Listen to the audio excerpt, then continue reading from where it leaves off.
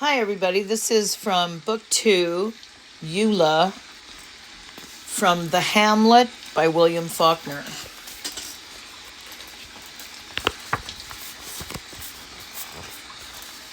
Chapter 1.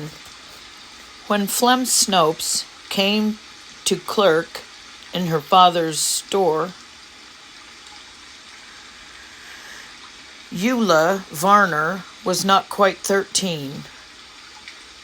She was the last of the 16 children, the baby, though she had overtaken and passed her mother in height in her 10th year. Now, though not yet 13 years old, she was already bigger than most grown women, and even her breasts were no longer the little, hard, fiercely pointed cones of puberty or even maidenhood. On the contrary, her entire appearance suggested some symbology out of the old Dionysic times. Honey and sunlight and bursting grapes, the writhen bleeding of the crushed, fecundated vine beneath the hard, rapacious, trampling goat hoof. She seemed to be not a living integer of her contemporary scene, but rather to exist in a teeming vacuum in which her days followed one another as though behind soundproof glass, where she seemed to listen in sullen bemusement with a weary wisdom hired of all mammalian maturity to the enlarging of her organs. Like her father, she was incorrigibly lazy, though what was in him a constant, bustling, cheerful idleness was in her an actual force, impregnable and even ruthless. She simply did not move at all of her own volition, save to and from the table and to and from bed. She was late in learning to walk. She had the first and only perambulator the countryside had ever seen, a clumsy, expensive thing almost as large as a dog cart. She remained in it long after she had grown too large to straighten her legs out.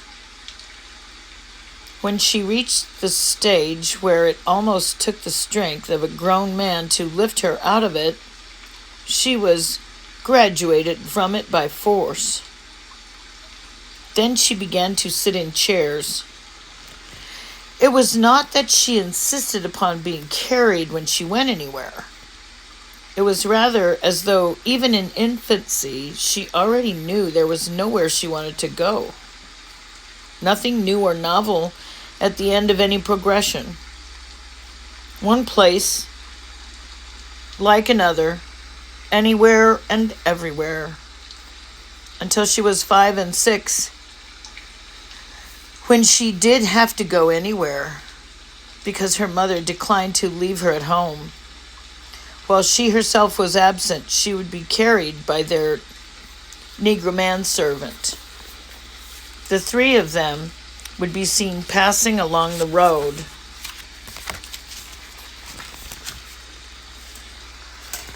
Mrs. Varner in her Sunday dress and shawl, followed by the Negro man, staggering slightly beneath his long, dangling, already indisputably female burden like a bizarre and chaperoned Sabine rape.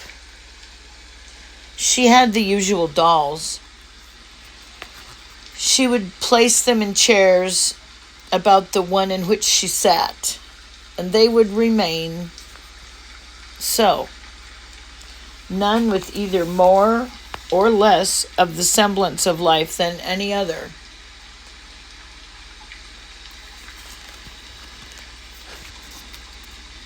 Finally, her father had his blacksmith make her a miniature of the perambulator in which she had spent her first 3 years. It was crude and heavy also, but it was the only doll perambulator anyone in that country had ever seen or even heard of. She would place all the dolls in it and sit in a chair beside it.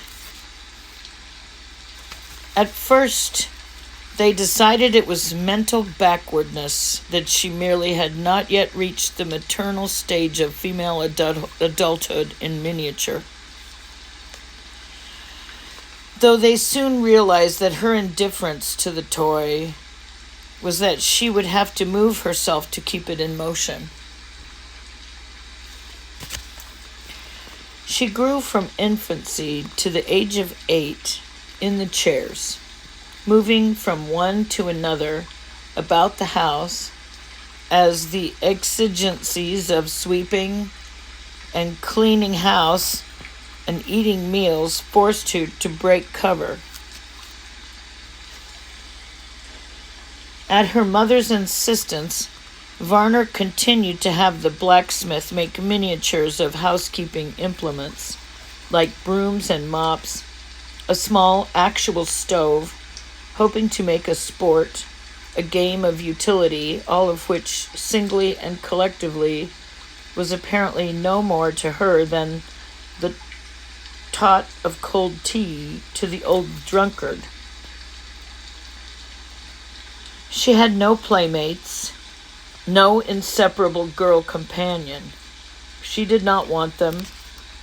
She never formed one of those violent, sometimes short-lived intimacies in which two female children form embattled secret cabal against their masculine coevals and the mature world, too. She did nothing. She might as well still have been a fetus. It was as if only half of her had already been born. That mentality and body had somehow become either completely separated or hopelessly involved. That either one, only one of them, had ever emerged, and that one had emerged itself, not accompanied by, but rather pregnant with the other. Maybe she's fixing to be a tomboy, her father said. When Jody said, a spark, a flash, even though born of enraged exasperation.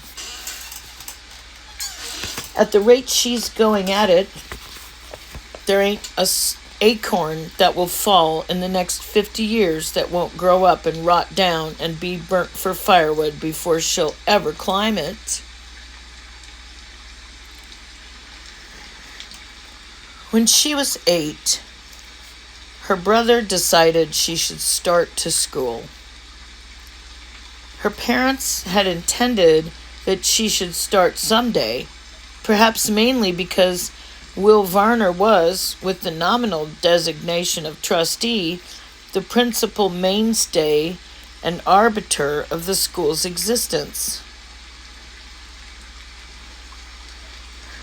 It was, as the other parents of the countryside considered it, actually another Varner enterprise, and sooner or later, Varner would have insisted that his daughter attend it, for a while at least, just as he would have insisted upon collecting the final odd cents of an interest calculation.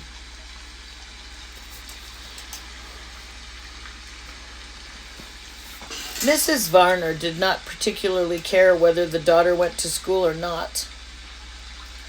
She was one of the best housewives in the country and was indefatigable at it.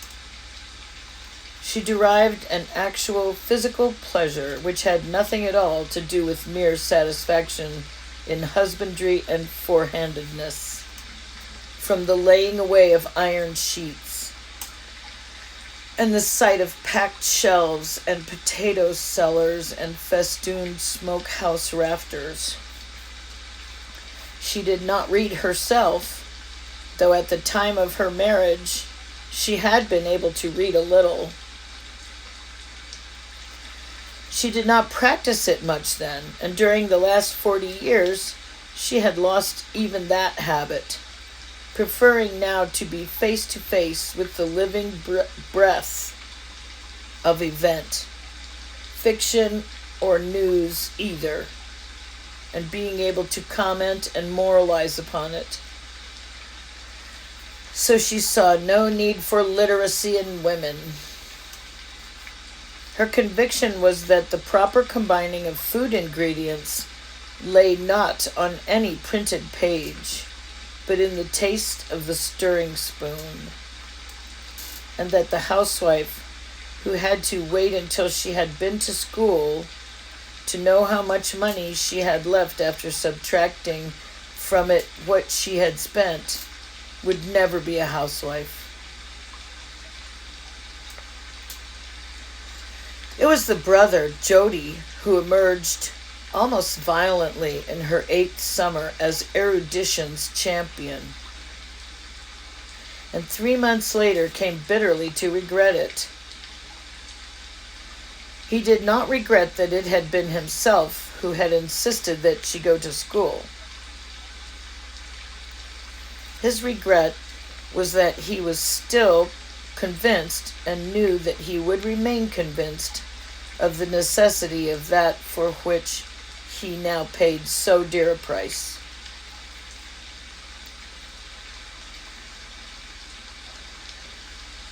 Because she refused to walk to school, she did not object to attending it, to being in school. She just declined to walk to it. It was not far. It was not half a mile from the Varner home. Yet during the 5 years she attended it, which, if it had been computed in hours based upon what she accomplished while there, would have been measured not in years or even months, but in days. She rode to and from it. While other children living 3 and 4 and 5 times the distance walked back and forth in all weathers, she rode. She just calmly and flatly refused to walk. She did not resort to tears, and she did not even fight back emotionally, let alone physically. She just sat down, where static, apparently not even thinking. She emanated an outrageous and immune perversity, like a blooded and contrary filly, too young yet to be particularly valuable. Though which in another year or so would be, and for which reason its raging and harried owner does not dare whip it. Her father immediately and characteristically washed his hands of the business. "Let her stay at home then," he said. "She ain't going to lift her hand here either, but at least maybe she will learn something about housekeeping from having to move from one chair to another to keep out of the way of it. All we want anyway is to keep her out of trouble until she gets old enough to sleep with a man without getting me and him both arrested. Then you can marry her off. Maybe you can even find a husband that will keep Jody out of the poorhouse too. Then we will give them the house and store for the whole shebang. And me and you will go to that World's Fair they are talking about having in St. Louis. And if we like it, by God, we will buy a tent and settle down there."